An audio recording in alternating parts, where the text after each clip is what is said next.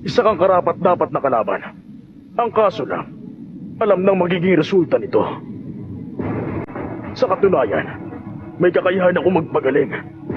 Nagtataglay ako ng pisikal na kakayahan na hindi niyo mauunawaan kailanman. Ang isang malalim na sugat na pwede mong ikamatay, kayang pagalingin ang katawan ko sa loob lang ng ilang sandali. Sa pamamagitan ng enerhiya ko, kayang-kaya ko mas pabilisin ang proseso ng pagpapagaling. Magiging parang bago yung uli. Samantalang ikaw, habang nagtatagal, unti-unti kang masusugatan. Mika, puro ka dakdak, puro kang ngawa. Tapos ka na ba? O dadaldal ka pa?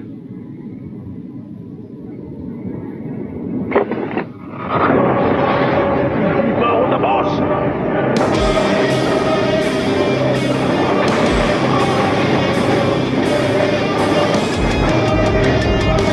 Meteoric Burst!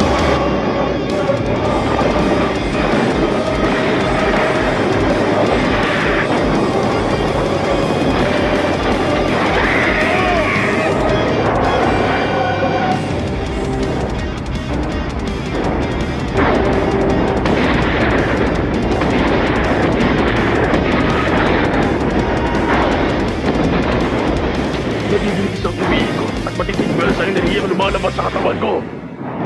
Na lalo magpapabilis at magpapalakas sa akin ng walang limitasyon. Hindi mo ipapatayan!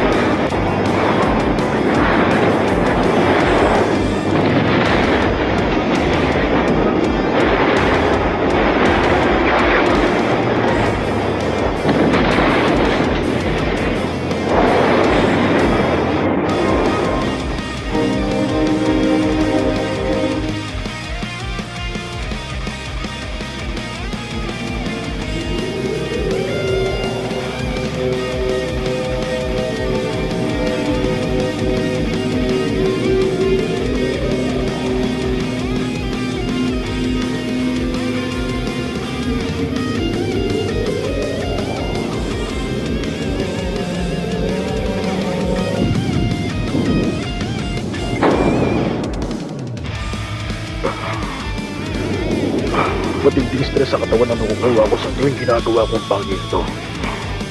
Dahil doon, napapainsilin na ng buhay ko. Kaya naman kailangan ko lang kung gawin kapag kailangan na. At dapat ko nang tapusin ang laban.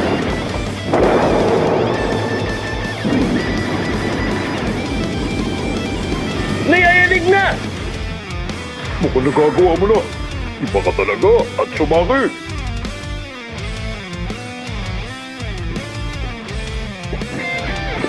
Huh? Buhay pa pala ako. Anong klaseng nilalang ka?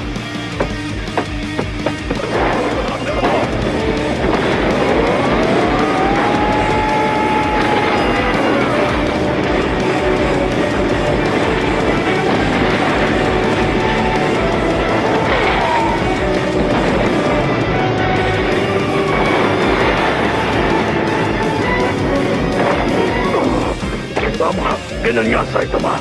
Karapat-dapat ka talagang talunin! Hindi mo sundo.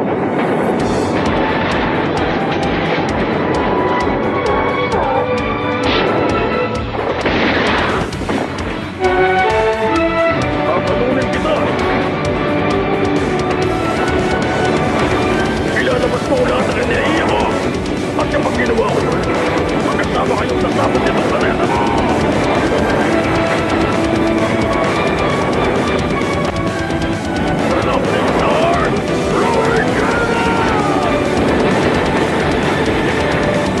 Gagawin ko rin ang pinakahuli kong hakbang. Killer mo. Serious.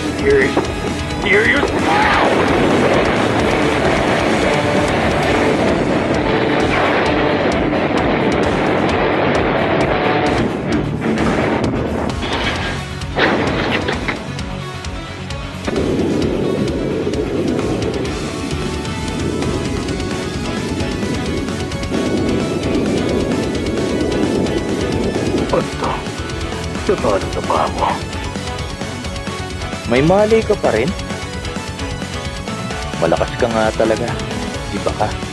Totoo ba ang propesya? Totoo nga. Hindi naging madali ang labang yun. Oo, ganun nga. Nagsisinungaling ka. Marami ka pang natitirang lakas sa'yo. Kahit sa simula pa lang, wala na akong pag-asang manalo sa labang yun. Dito ako napapanako sa mga ulat. Hindi ko inakalang ganun ka pa nakalakas. Saitama.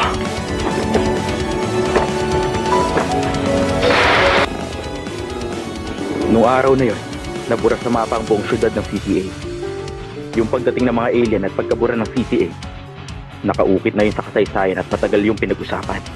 Pero hindi nagtagal, humupa rin